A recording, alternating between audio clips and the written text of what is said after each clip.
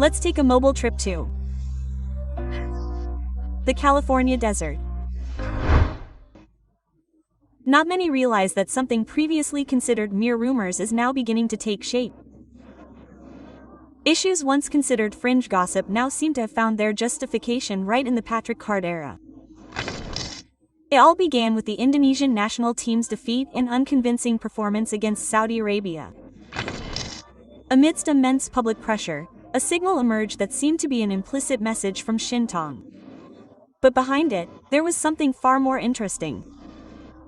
Long-standing rumors of irregularities in the dressing room, previously denied, are now being shed light.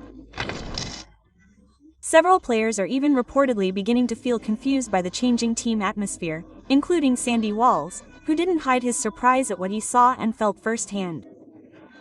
A story that was initially just whispered is now starting to sound real. But don't worry, this is still being improved, especially ahead of the match against Iraq. But what is being improved? Let's discuss it in full. Alaska. Rocky.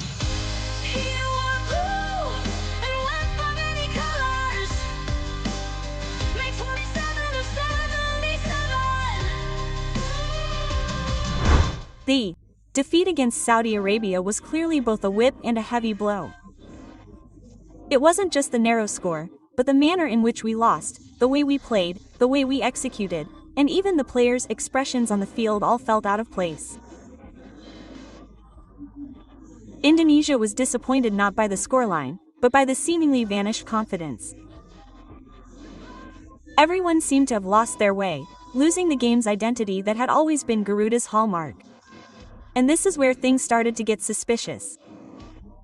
It wasn't just about the players who performed below par, but also about who was selected and how they were deployed. We all know that in the match against Saudi Arabia, Patrick Clifford made decisions that left many shaking their heads. Like Lock playing the full 90 minutes, but Putra was the starter in such a crucial match. And what raised the most eyebrows, Jakob Sajori was deployed as right back. The results, everyone could see for themselves. Clock seemed to have difficulty reading the tempo. Jakob, usually an explosive winger, became an easy target for Saudi Arabia and Beckham's attacks. While he didn't make any blunders, his role was barely noticeable in the match. It wasn't about individuality, but it was clear that the tactics and instructions on the field were unclear. Several players seemed confused about where to go. Racing wasn't cohesive, build-up was cut off midway, and communication between the lines was barely audible. Everything felt strange. And as the atmosphere in the dressing room reportedly cooled, all the old rumors that had previously only been whispered began to take concrete form. Some suspected this strange decision was not without reason. Some said it was a form of Kluivert's overly bold experimentation. But many others began to whisper. Was this truly a purely coach-driven decision, or was there interference? Yes, such rumors are nothing new. Rumors have long circulated that sometimes national team lineup decisions are not entirely technical. But this time the rumors seem to have found new light. Even wild speculations emerge. Someone deliberately messed up the formation. There were certain interests behind the player selection. But of course, all of this remained just speculation. Although strangely, the pattern of irregularities was too obvious to ignore.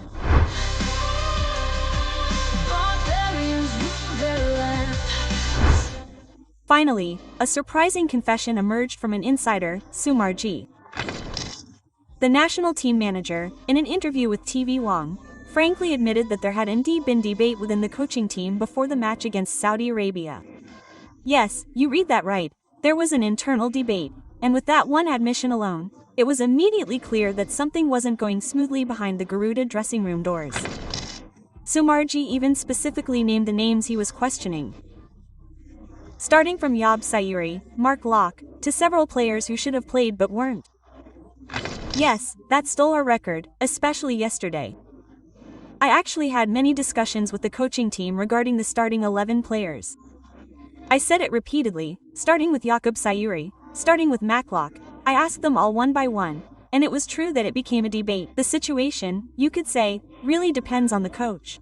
Previously, there would have been Giz, Rito, and Jin Hopner, and the results were good. But again, all of this was a strategy chosen by Patrick Clifford. Of course, this strategy had been carefully thought out, Sumarji said on a TV One show. And at this point, the situation becomes even more interesting. This means that the old rumors about interference or differences of opinion are not just gossip.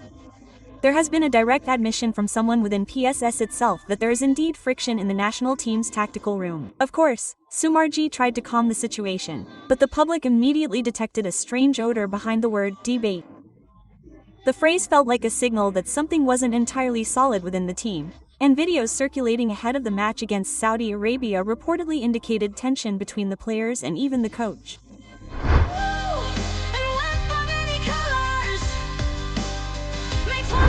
And that's where Shin Tae-yong perhaps felt the need to send a message from afar. A simple message, but one packed with meaning. It came from someone who knows all too well what it's like to lead a team under such immense pressure. Shin Tae-yong apparently still follows the national team's progress. He was caught several times liking posts on Instagram discussing Indonesia's defeat to Saudi Arabia. It was a small thing, but it carried deep meaning. It was as if ST wanted to say, "I'm still here. I still care." Quote. Yet, on the other hand, the South Korean coach was also facing his own problems. The Ulsan Honda had only been in charge for 2 months but had already officially parted ways after failing to achieve immediate results. But that's precisely where the public was judging. That's an example of a coach who dares to take responsibility. ST didn't hide behind the excuse of the process. He knew that if it wasn't a good fit, not at its best, then his decision to step down would be a form of responsibility. A costly lesson for anyone who now holds the Garuda leadership.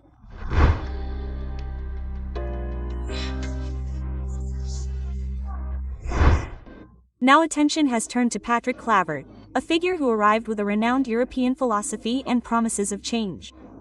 But on the pitch, all those rosy theories have yet to materialize. The tactics he employs seem confusing, even to the players themselves. Some reports suggest some players are starting to lose their bearings due to too many changes in a short time. Sandy Walsh was even reportedly surprised by the drastically different atmosphere in the dressing room. Moreover, while he was performing in the Thai league, he found himself outmatched in the right-back position. Where once there was discipline and open communication under STY, some players now feel a distance, confusion, and hesitation to speak up. A change in atmosphere that may be small but has a major impact on the pitch. Now, as the do-or-die match against Iraq approaches, the situation is heating up. Garuda are faced with the reality that they must win if they want to maintain their hopes of qualifying for the 2026 World Cup. There is no room for error. The public demands not just victory, but clarity of direction. After the defeat to Saudi Arabia, all eyes are now on one thing. Will Patrick Kluivert learn from his mistakes, or will he repeat them? Sumarji even emphasized, after the results weren't good, of course we'd conduct an evaluation that night to prevent a repeat when we selected the 11 players. That statement offered a small assurance to the public. But promises alone aren't enough. The evidence on the field will speak for itself. In a situation like this, there's actually a valuable lesson. In football, a coach's decisions are sacred. But when those decisions lead to detrimental results, responsibility cannot be shied away from. Patrick Kluivert now finds himself at a crossroads. He can learn and improve, or turn a deaf ear and dismiss everything as mere criticism. However, football history shows that a great coach isn't measured by instant results, but by how he weathers storms with his head held high. And for the upcoming Iraq match, all hopes are now focused on real change. The public certainly wants to see 3 key players who can change the course of the game return. Players with vision, courage, and a more solid understanding of tactics. Players like Verdong, Rido, and Hubner are reportedly being prepared. Because, as many observers have said, it's not about who's the best in training, but who's best suited for a match of this magnitude. Chases, Rido, and Justin Hopner will likely be the key to the solid defense that has been missing. Meanwhile, in midfield, experimentation must stop. It's time to return to a familiar balance and rhythm. Because our opponents are no ordinary team. Iraq is a team with a mature playing organization, strong physique, and experience at the highest level. One small mistake could be fatal.